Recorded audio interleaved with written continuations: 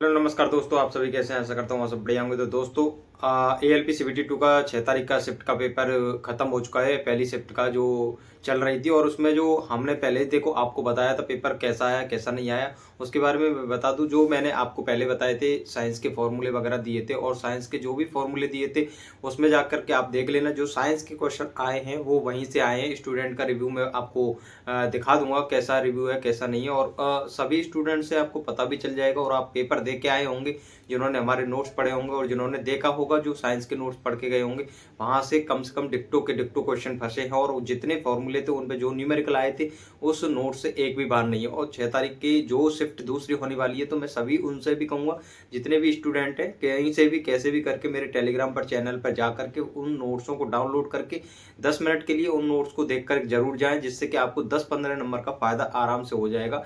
और जितना जैसे बताया जा रहा था भाई काफी हार्ड पेपर आएगा ये आएगा, लेकिन साइंस का वेटेज वही है जैसा आ रहा था वैसा ही है। और अभी सही से सटीक रिव्यू नहीं मिल पा रहा है। और जो ट्रेड के बारे में सही से रिव्यू नहीं मिल पाया, उसके लिए मैं दूसरी वीडियो बना दूंगा सही से कैसा ट्रेड का पेपर कैसा नहीं।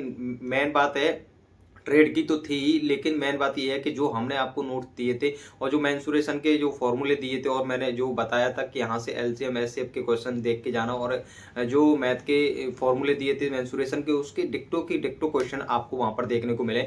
लेकिन जो फॉर्मूले बताए थे मैंने पहले ही कहा था, यहाँ से आपको फॉर्मूला पुट करके डायरेक्ट ही पूछा जाएगा, वॉल्यूम दे दिया जाएगा, एरिया दे दिया जाएगा, टोटल सरफेस एरिया, ये सब क्वेश्चन वहां पर पूछे जाएंगे। लेकिन आपको समझ में नहीं आ रही थी। लेकिन जो स्टूडेंट हमसे जुड़े हुए थे टेलीग्राम पर और हमसे यूट्यूब चैनल पर, उनको पता है कि हमने जो नोट्स दिए थे वो कैसे दिए थे और क्या फंसा है। ऐसा नहीं, देखो मेरे पास बहुत बड़ी टीम तो है नहीं और बहुत बड़ा है ऐसा तो है नहीं सेटअप है मेरा। जो मेरे से हो पाता है वही तो मैं दे सकता हूँ। और ऐसा आपने पूरा सपोर्ट हुआ, आपका सब कुछ प्यार मिला तो आपको बहुत कुछ मिल सकता है मेरे से। ऐसा नहीं आज आपको 4 पेज मिले और इतने से भी बहुत नोट्स ऐसे नहीं। मैं अपने नोट्स को पीडीएफ बनाने में बहुत टाइम लगता है। मैं पढ़ाई के साथ साथ ये सब कर रहा हूँ, तो वो आपको जो कंटेंट मैंने इतनी जल्दी दिया, जैसे कि पहले मैंने ऐसा नहीं कि मुंह उठा के आपको कोई भी कंटेंट दे दिया, पहले उसको एनालिसिस किया, पेपर दे के आया, एग्जाम में मुझे पता चला कि यहाँ से पेपर कितना आ रहा है कैसा आ रहा है और किस जो टीसीएस पैटर्न है वो क्या टच कर रहा है साइंस में, कैसे फॉर्मूले और किस पे थ्योरी बेस्ड क्वेश्चन दे रहा है।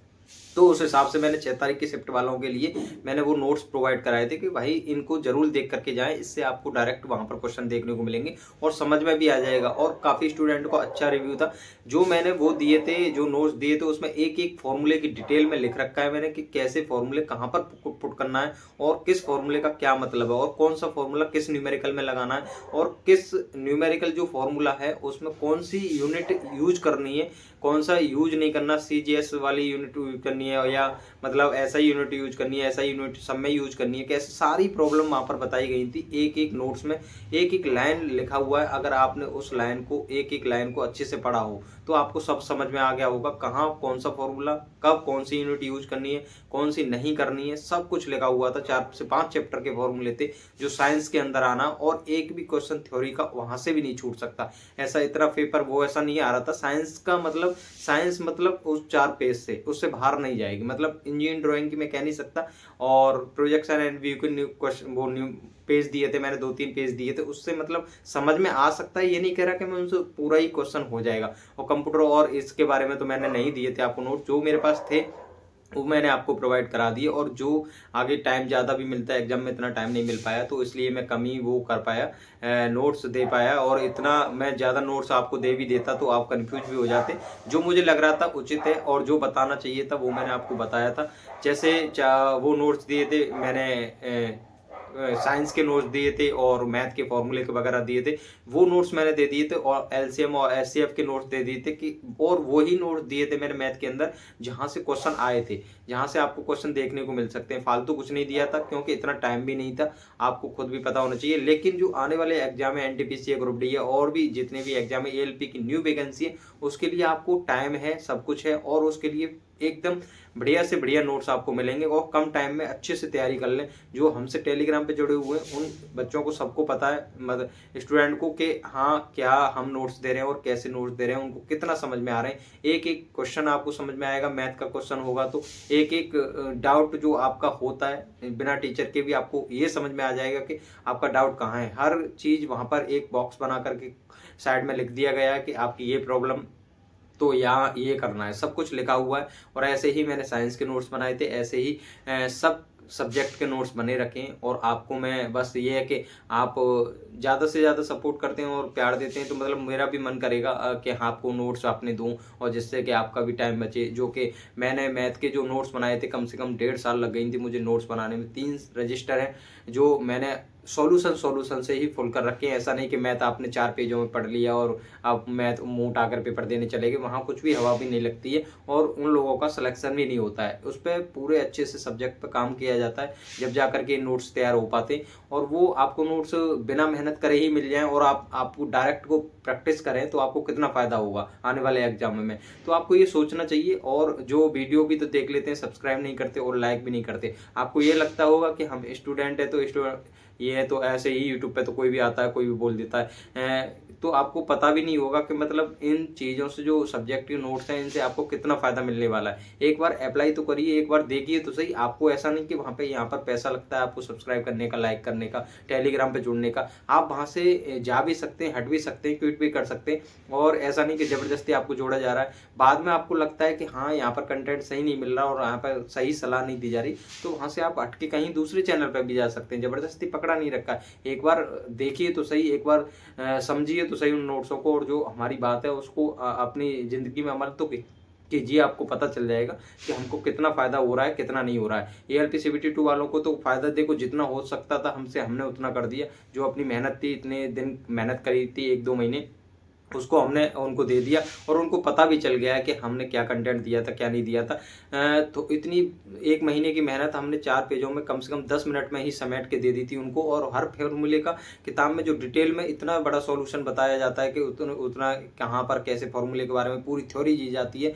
मैंने कुछ ही पॉइंटों में उन फॉर्मूले का सारा ही मतलब खत्म कर दिया था। वहाँ पर आप उन नोट्सों को देखना, पेपर देख के आए हो तो। और सेकंड शिफ्ट वाले जितने भी स्टूडेंट हैं, वो उन नोट्सों को देख करके एग्जाम हॉल में न जाएं।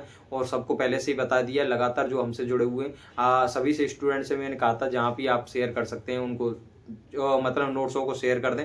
और सभी स्टूडेंट से कहूँगा जो पेपर दे के आए अपना रिव्यू जरूर दें, और कमेंट में भी बताएं, और उन नोट्सों के बारे में भी बताएं, और ज़्यादा से ज़्यादा शेयर करें, जिससे कि सपोर्ट मिलता है तो अच्छा भी लगता है। तो बस यही जानकारी देनी थी। बाकी मैं ट्रेड के बारे में बता दूंगा क्या है क्या नहीं है। अभी वीडियो मतलब इतना पता नहीं चल पाया। और सेकंड शिफ्ट वाले जितने भी आएंगे उसके बारे में पूरा डिटेल आपको बता दिया जाएगा, कहाँ से कैसा पेपर आया था।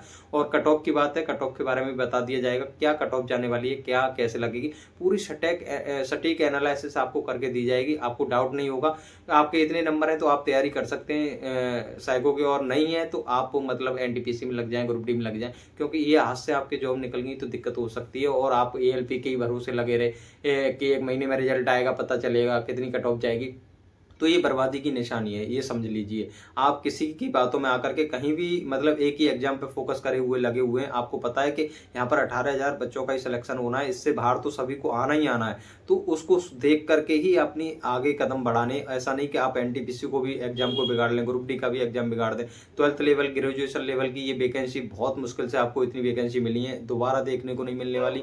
और हर जगह सिलेबस चेंज हो रहा है। नीट का पेपर हुआ था, अभी देखा है वहाँ पर कहाँ से कैसे क्वेश्चन आए और इतना हंगामा हो रहा है। ऐसे ही आपकी ट्रेड का पेपर आया था 2 तारीख को, तो आपको पता चल रहा है कि दिन पे दिन पैटर्न चेंज होता जा रहा है। और आगे आने वाली जितनी भी तैयारी आपने कर रखी है, वो आप किसी भी काम की नहीं रह सकती। तो आपको अभी इसी टाइम जॉब ले लेनी है, ज़्यादा अच्छा है। क्योंकि एक जो अभी पुरानी वैकेंसी निकली हुई है, इनमें सिलेबस चेंज नहीं होगा। आने वाली वैकेंसियों में कभी भी सिलेबस चेंज हो सकता है, जैसे सीजीएल का भी हुआ था। ये सारे एग्जामों के धीरे धीरे सिलेबस चेंज होते जा रहे हैं। एआई का जमाना है, कहीं से भी जनरेट करके क्वेश्चन आपको दे दिए जा रहे हैं। तो इससे काफ़ी प्रॉब्लम हो रही है। और आपको भी देखने को मिल रहा है कि एग्जाम में पढ़ा हुआ मिल ही नहीं रहा है, तो आप घबराहट होती है और फिर सिलेक्शन से बाहर होते हैं। आपने जितनी मेहनत करी और जिसने बिल्कुल भी नहीं पढ़ा, आप और वो तो एक जैसे ही हुए ना। आपने कितनी किताबों को रात दिन घिस घिस के पढ़ा और आपको वहाँ क्वेश्चन नहीं मिले। और जिसने बिल्कुल मेहनत नहीं करी वो भी ऐसा ही है। आप भी तुक्के लगा रहे हो, वो भी लगा रहे हो, आप तो इक्वल ही हुए। यहाँ पर नसीब की बात आ जाती है, किसके तुक्के सही हो गए तो उसकी जॉब लग गई, नहीं तो आप अपने घर बैठिए। तो ये सब आपको प्रॉब्लम देखने को मिल रही है। तो इसलिए मैं कहूँगा सही टाइम पर सही डिसीजन ले लोगे, अच्छा रहेगा। और ये सोच करके फालतू की कट ऑफ देखोगे, ये देखोगे कहाँ पर क्या जा रही है, 1 महीना इसी में बर्बाद कर दोगे। पता चला एनटीपीसी का डेट भी आ जाएगी, फिर वही जिंदगी भर रोना रह जाएगा कि कम टाइम मिला था।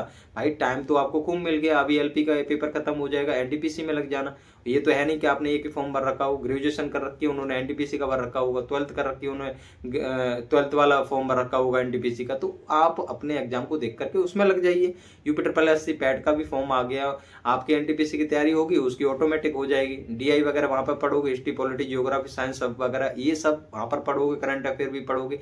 एनटीपीसी पे फोकस कर लिया आपने, हर एग्जाम आपका क्लियर हो जाएगा। सबसे ज्यादा सटीक उसकी जानकारी मैं देता रहूंगा, क्या पढ़ना है, कब क्या सा सब्जेक्ट पढ़ना है, मैथ रीजनिंग पर कितना टाइम देना, जीके पे कितना टाइम देना, करंट पे कितना टाइम देना, सारी जानकारी आपको यहाँ इस प्लेटफॉर्म से मिलती रहेगी। तो आप इससे जुड़ना ना भूलें। ठीक है, बस यही जानकारी देनी थी। नमस्कार, मिलते हैं अगली वीडियो में। धन्यवाद।